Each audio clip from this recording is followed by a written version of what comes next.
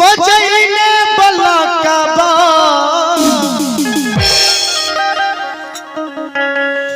हे चलै सूजा गांजा बाजार हो चललै सूजा गांजा बाजार हो चललै चले राजा सीता माता सीता के जदी जने हो बसिया चले बलकाबा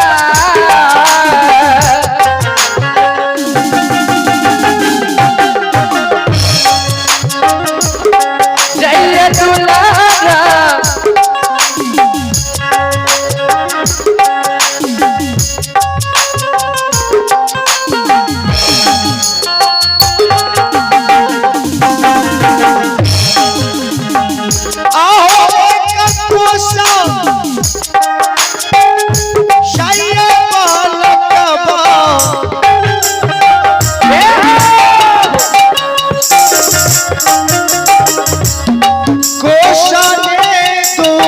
शरबायु बाबूसा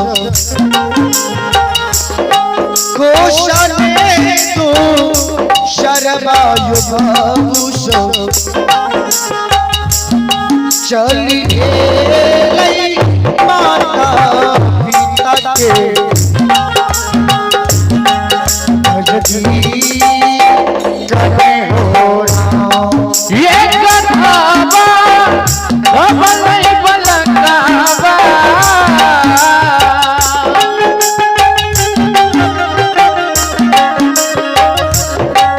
अपने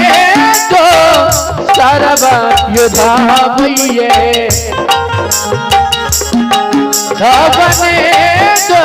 सर्व युधा भैये सब बाबूया दे सरसवया या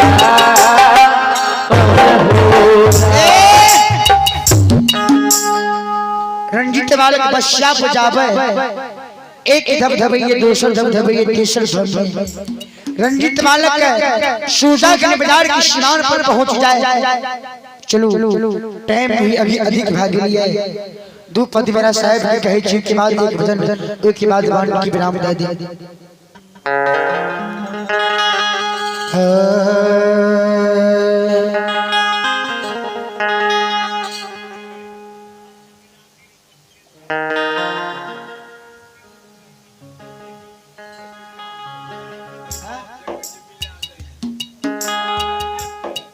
संत शिरोमणि श्रोता बंधु रंजीत बालक जी सूजा के बाजार के सीमान पर बसिया बजावे आ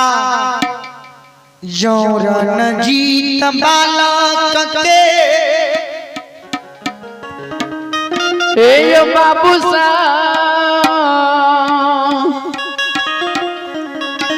रंजीत बालक के माता जी के कान में आवाज हे भगवान हो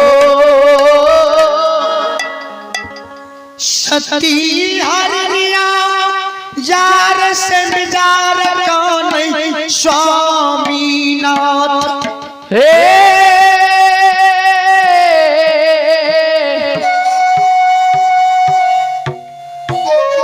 हे बियाहू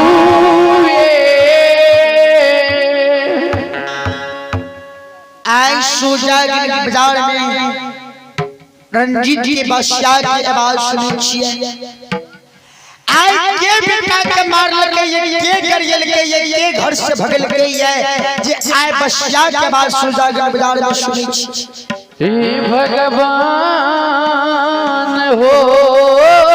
सती हरिया जार से बिजार लौट लौट के कान स्वामीनाथ हे बियाहुए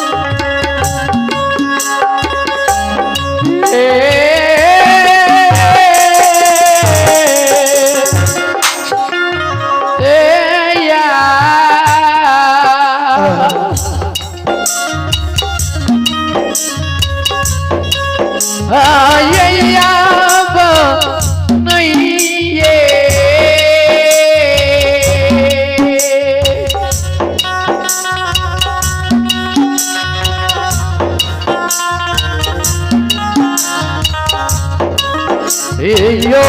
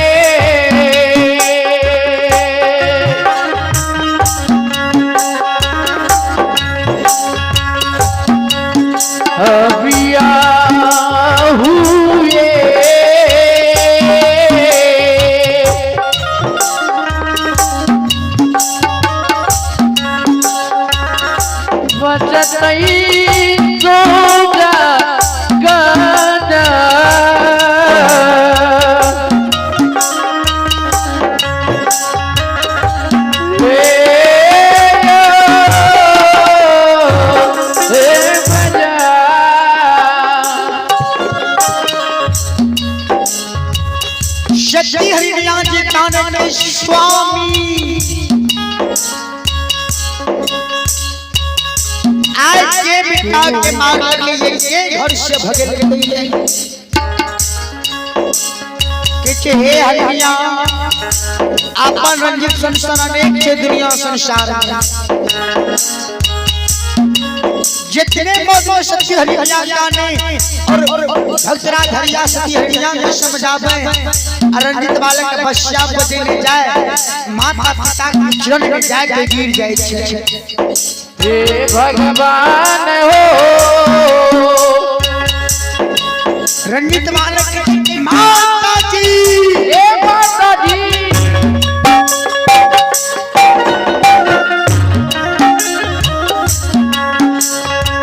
माता जी रंजित बालक के सती हरिया हृदय से लगाल कहई छै रे सुगा हे सुगा रे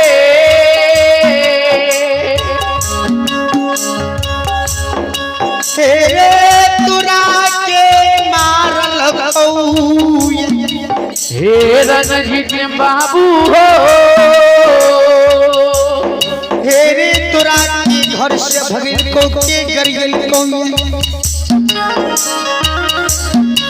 रणजीत बालक के माता जी हे माता जी ये हमरा ने कोई मार लगे ये नहीं के घर से भगल के नहीं कोई गरियल गई है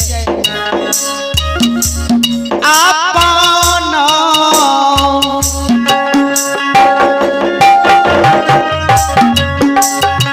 दुआर पर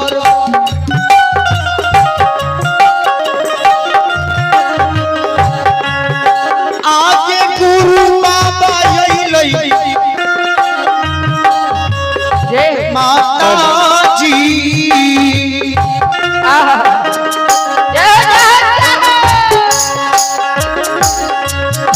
आगे अइलै अपना दुआर पर